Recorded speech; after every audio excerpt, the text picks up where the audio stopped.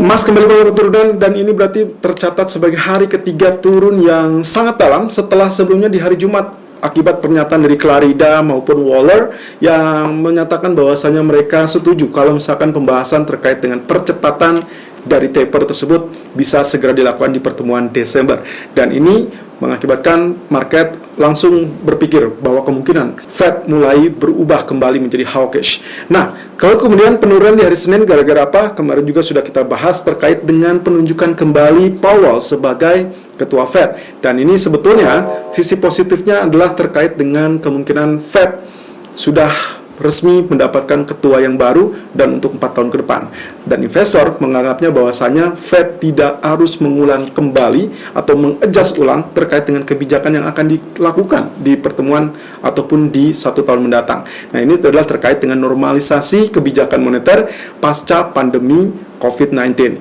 Nah, tentunya dengan partner yang terbarunya, Ketua Fed Jerome Powell akan bersanding dengan wakil ketua atau calon wakil ketua yaitu Lael Brainard, dan sebetulnya mereka berdua adalah pandangannya sama, yaitu terkait dengan inflasi memang bersifat sementara. Jadi kita akan lihat perpaduan dari mereka ini apakah akan menghasilkan keputusan yang sangat kontroversial atau memang mendukung terhadap kebijakan pelonggaran moneter. Kalau misalkan ternyata masih dalam pelonggaran moneter, of course, ini berarti suku bunga tetap dipertahankan rendah dan kemungkinan kita akan melihat potensinya emas masih bisa mulai kenaikan. Nah, masalahnya adalah FOMC minutes untuk malam ini kita akan melihat atau bahkan mencermati apakah ada statement tambahan dari kesimpulan ataupun ringkasan pertemuan November kemarin.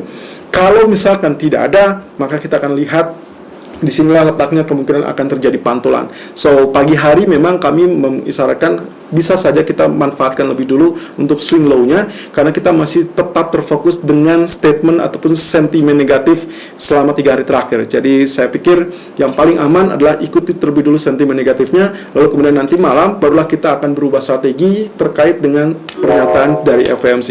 Tapi semua tergantung dari pernyataan FOMC. Nah, yang terpenting adalah apakah di sana ada tambahan terkait dengan rencana percepatan dari taper, lalu kemudian nanti membuka jalur untuk kenaikan suku bunga, atau tetap sesuai rencana mereka bahwasanya inflasi tetap bersifat sementara dan mereka belum bergegas untuk menaikkan suku bunga. Nah, kalau itu yang terjadi berarti kita harapkan bottom ataupun demand akan muncul persis dengan teritori yang sudah kami persiapkan dari sejak pagi tadi. Praktis, kalau kita lihat dari data ekonomi, sepertinya kita akan berurusan dengan banyak data, mengingat 2 hari ke depan mungkin saja Amerika akan membatasi transaksi atau bahkan libur, sehingga mungkin potensi volatility hanya akan kita lihat di hari ini saja. So, technical view 24 November 2021. Irfan untuk Agrodana.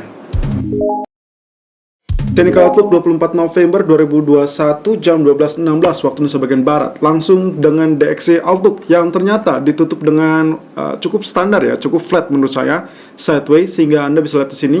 Candlestick ditutup dengan spinning tops. Tapi kalau kita perbesar apakah di spinning top atau hammer? Ya, betul sekali. Dia lebih kepada spinning top yang artinya 50-50. Ya, bisa dibilang indecision candle karena dia akan menunggu.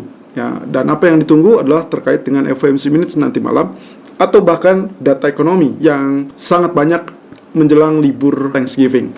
Oke, ini berarti pertanda bahwasanya bisa naik, bisa turun untuk kurs dolarnya. Kemudian kalau kita perhatikan dari grafik H4-nya, dia diharapkan akan terjadi koreksi, tapi saya membentuk area garis kemarin trendline dan itu masih belum ditembus ya. Kalau sampai dia ditembus, berarti kita akan dapatkan potensi penurunan sampai zona Fibonacci retracement kembali. Tapi sebetulnya ini sudah tidak dipakai karena kondisinya kemarin sudah ditembus ya. Nah, berarti saya gunakan seperti itu. Dan kali ini kita cukup menggunakan areal saja berdasarkan areal yang sudah ditemukan. Ya, ini berarti areal historical price-nya. Kita akan melihat ini sebagai areal support yang terdekat. Kemudian nantinya diharapkan kalaupun misalkan dia mengalami penurunan, mungkin saja di kisaran ini. Ini adalah support keduanya. Nah, berarti saya hapus dulu ini supaya tidak membingungkan bagi Anda. Dan otomatis kita akan melihat potensi yang paling betul adalah sebetulnya dia koreksi lebih dulu. Jadi kurang lebih kalau kita beri tanda panah, dia akan membentuk seperti demikian. Koreksi sebentar, lalu kemudian diharapkan nantinya dia akan lanjut dengan pola kenaikan seperti demikian. Ini berarti kita anggap saja potensinya adalah masih dalam potensi penguatan US dollar. Nah, tapi dengan catatan pula, in case ternyata FOMC minutes ternyata memberikan kejutan atau lebih tepatnya tidak merubah keputusan apapun terkait dengan pertemuan atau hasil pertemuan di 3 November yang lalu, maka ini bisa saja tembus, dan penembusan ini bisa diperkirakan tembus support pertama, support kedua, lalu kemudian mencapai support ketiga ya. Berarti kita asumsikan sampai teritori ini. Jadi support pertamanya adalah area trend line, lalu kemudian support kedua adalah area historical price di 96.11, dan support berikutnya adalah area ketiga, itu berarti 95.53. Nah, lalu kemudian jangan lupakan juga kita harus melihat dari sisi treasury yield yang ternyata meskipun dia gagal membentuk ya head and shoulder, jadi saya hapus, otomatis dia sekarang mengalami correction yang sangat wajar karena dia setelah menembus trend line lalu kemudian menembus resisten, juga sekarang berada di titik puncaknya, dan ini yang dikhawatirkan adalah kemungkinan dia nantinya akan ya seperti demikian ya. Apakah ini akan mengalami penurunan atau langsung naik? Nah, ini juga akan ditentukan dengan pernyataan ataupun pengumuman dari FOMC minutes. Diharapkannya apa? Diharapkannya adalah tidak ada perubahan sama sekali sehingga ini akan terjadi penurunan.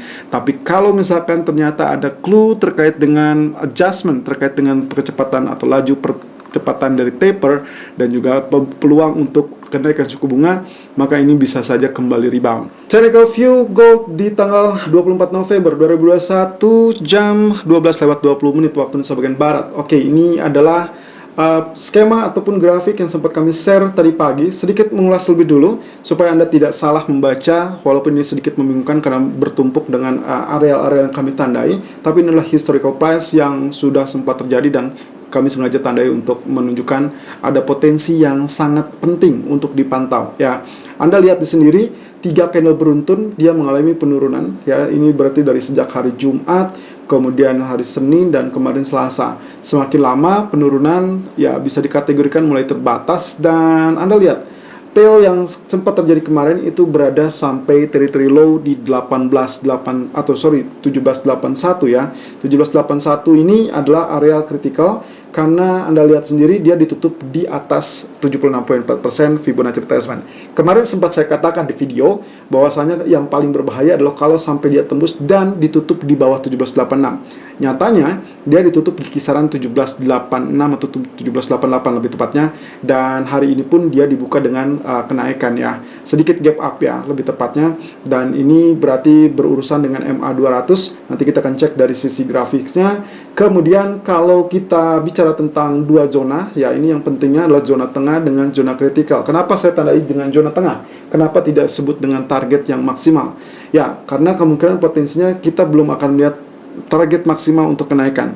Bisa saja semua yang terjadi sampai saat ini adalah areal yang kita sebut dengan profit taking, walaupun kita sebutnya ya mungkin terlampau tajam ya untuk profit takingnya. Tapi yang jelas kenaikan yang sempat terjadi sejak November kemudian ditutup kembali atau nyaris ditutup kembali ya menjelang akhir November ya. Jadi ini adalah kondisi yang sudah terjadi. Nah, tinggal sekarang adalah kenapa di zona tengah 1805 sampai 1818, lalu kemudian critical level juga cukup jauh dari 1751 sampai 1769. Kalau Anda ingat di periode beberapa bulan yang lalu, kurang lebih dalam 3 atau 4 bulan terakhir, let's say ditambah dengan yang sekarang berarti 5 bulan, ada areal yang kecenderungannya menjadi areal tantangan ya, tidak mudah untuk melalui kenaikan, bahkan termasuk waktu tembus 1833 1834. Nah, itu adalah zona penyangga atau kita sebut buffer, dan itu ada di teritori 1804 sampai 1818. Itu tergambarkan lagi dengan Fibonacci retracement yang saya tarik dari area low 1758 sampai tertingginya adalah 1878. Nah, ternyata 61.8% di 1804 ataupun 50% di 1818 itu adalah memang beberapa area resisten yang menyusun ya dan selalu berdekatan. Kalau misalkan area tersebut gagal ditembus, maka kita belum akan melihat spike atau bahkan kenaikan di atas 1820 kembali. Dan bahkan long black candle yang ada di hari Senin itu adalah real body-nya atau 50% real body kita sudah hitung di 1824.50-an. Jadi itu adalah teritori yang harus berhasil tembus. Tapi untuk sementara waktu kisaran 1805, 1818 itu juga akan menjadi area penting. Kemudian critical level di sini adalah kecenderungannya Anda bisa lihat di sini ya, saya tarik area support ini yang sudah lama kita gunakan. Biasanya kalau misalkan dia turun sampai sejauh mana, maka area mendekati support tersebut itu adalah area demand. Kenapa? Karena kemungkinan itu masih tetap relatif ya, ini tetap relate dengan apa yang sempat terjadi belakangan ini. Jadi kemungkinan kalaupun dia turun, saya asumsinya kemungkinan strong demand akan muncul di teritori ini, tapi sekaligus juga akan menjadi area yang kritikal karena bisa saja ini ditembus. Dan kalau misalkan teritori ini ditembus, maka dia akan mengalami penurunan jauh lebih dalam. Itulah sebutnya disebut dengan critical level. Nah, sementara untuk area penyangga sampai saat ini 1793 sampai 96 diharapkan sepadan untuk menahan laju kenaikan lebih dulu, yang mana sampai saat ini memang dia cenderung tertahan di zona 18 atau 1793 sampai 1796. Nah, itulah sebabnya kenapa pagi ini kami memberikan rekomendasi untuk melakukan sell lebih dulu. Ini terkait dengan grafik H1 yang ternyata mulai kenaikan. Lalu kemudian saya ambil Fibonacci retracement terbarunya dari titik 1812 yaitu high kemarin sampai terendah kemarin di 1781. Dan saya mendapatkan teritori 38.2%, 50%, 61.8% seperti demikian. Nah, seperti biasa, Fibonacci retracement selalu menjadi teritori yang menentukan pula. Dan yang paling menentukan adalah titik akhir di 61.8% yang harus ditembus kalau memang dia minat untuk mengalami kenaikan kembali. Dengan catatan itu berarti bertanda bahwasanya pelemahan sudah mulai, ya kita sebut saja bearish, sudah mulai melemah. Nah, yang tidak disadari teman-teman, ternyata kalau misalkan kita lihat dari pola penurunan selama 3 hari terakhir, Anda bayangkan tanpa diduga-duga, ini berada dalam pola pergerakan elliott wave dalam pola penurunan. Satu, itu adalah berarti di hari Jumat, kemudian spike, ya, spike yang relatif terbatas, kemudian dia correction, yang ini turunnya lebih dalam, ini adalah di hari Senin. Kemudian dia sedikit spike, ya ini adalah pagi hari di hari Selasa, kemudian dia turun kembali. Nah, apa yang terjadi? Ternyata kalau kita susun, memang di hari Senin ini yang paling panjang penurunannya, dibuktikan dengan range yang bisa Anda hitung dari area high sampai low-nya, ya. Dan sehingga kalau misalkan seperti ini, normalnya harusnya dia dalam keadaan kenaikan.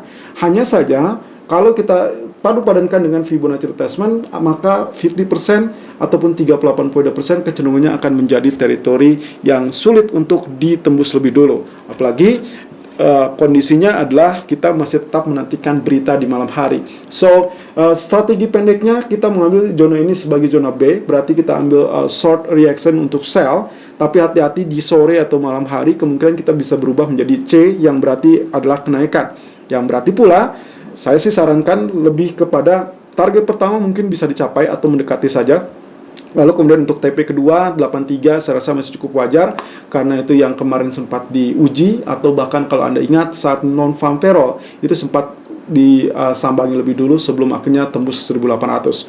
Nah, jadi skenarionya kalau di sore hari ataupun malam hari dia sudah cenderung dekat dengan target pertama 88 ataupun 87, let's say seperti itu, Anda sebaiknya exit lebih dulu, kemudian fokus dengan strategi di FOMC. Ya, kalaupun misalkan ternyata pagi ini kita terkena SL lebih dulu, saya pun tidak menyarankan Anda untuk melakukan sell karena nantinya kita akan ditentukan dari sentimen FOMC. Ya, FOMC-nya adalah strategi yang persis dengan apa yang kemarin kami sampaikan. Nah, kemudian kalau lihat dari grafik keempatnya, ini sudah saya berikan catatan. Anda perhatikan catatan yang saya berikan, terutama terkait dengan data. Data kemungkinan akan relatif mix, karena beberapa data ada yang bagus, ada yang buruk, ya, atau lebih lemah. Maka kemungkinan yang bisa saja terjadi adalah naik dan turun, tapi di kategorinya sideways. Jadi kemungkinan perkiranya akan berada di teritori yang mungkin terdekat, ya, 1803, 1806 sangat wajar, lalu kemudian dia turun. Ini berbeda dengan tadi Fibonacci retracement yang ada di H1, karena memang H1 relatif pendek, sementara H4 itu cenderung lebih panjang. Saya ambil dari titik tertinggi 1865 sampai terendah 1781. Jadi itu yang harus Anda perhatikan. Nah, kalau Anda penyuka dengan indikator MACD, perhatikan MACD Anda, ternyata dia sudah berada di titik bottom yang menurut saya itu sudah oversold. Kita tinggal tunggu masalahnya crossingnya saja. Nah, ini berarti kalau misalkan misalkan Anda perhatikan lagi di zona demand itu kemungkinan berpotensi ada 1758, 1760. Ini berarti menandakan apa yang saya tadi sampaikan di grafik daily. Kalau misalkan ternyata swing low terjadi lebih dulu, maka diharapkan ekspektasinya adalah di sini terjadi good demand atau potential strong demand. Itulah sebabnya bisa saja potensi dari FOMC tersebut sudah diantisipasi atau sama sekali tidak memberikan perubahan pengumuman terkait dengan strategi ataupun rencana mereka sesuai dengan keputusan FOMC bulan November. So, kita akan mendapatkannya swing low ataupun retest low, lalu kemudian nantinya akan spike ataupun rally kembali.